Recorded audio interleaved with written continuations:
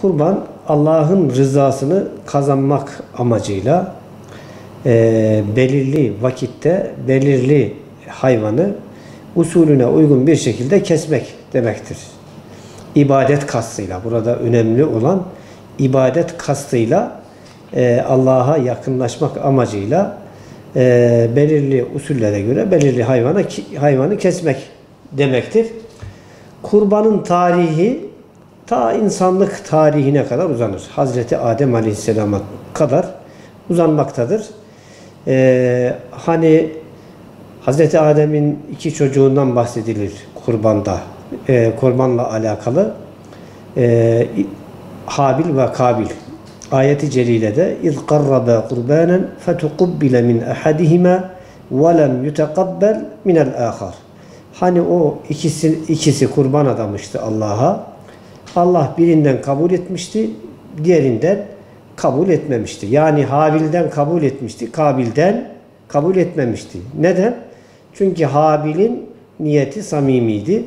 Ama Kabil maalesef niyetini samimi tutmadığı için Cenab-ı Hak onun kurbanını kabul etmemişti. Yani bu manada kurban aslında günümüzdeki manasıyla birebir uyuşmuyor.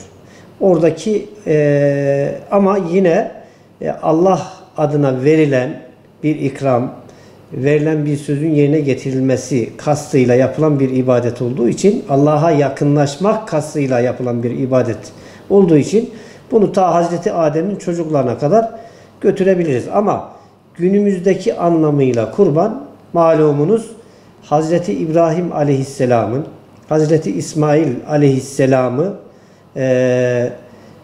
Rabbine vermiş olduğu söze binaen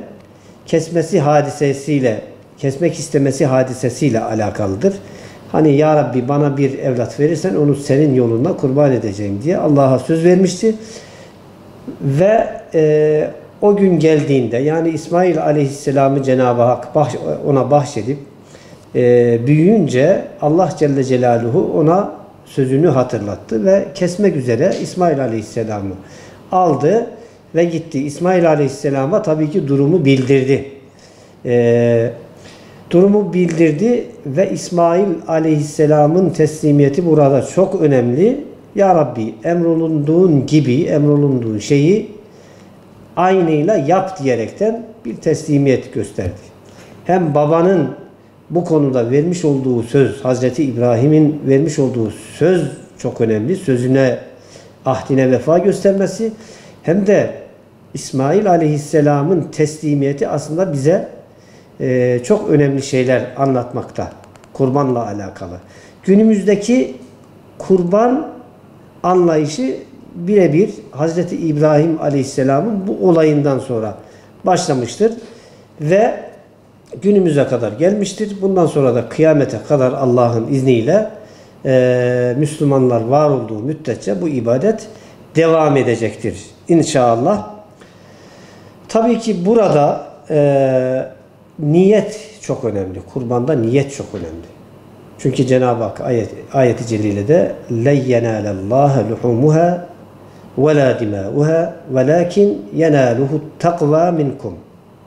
Kurbanın ne etleri ne de kanları Allah'a ulaşır. Yani Allah'a ulaşacak olan sizin takvanızdır. Takva nedir? Takva da Allah'tan gerektiği şekliyle korkmak, yani onun emrine imtisal etmek, nehiylerinden kaçınmak.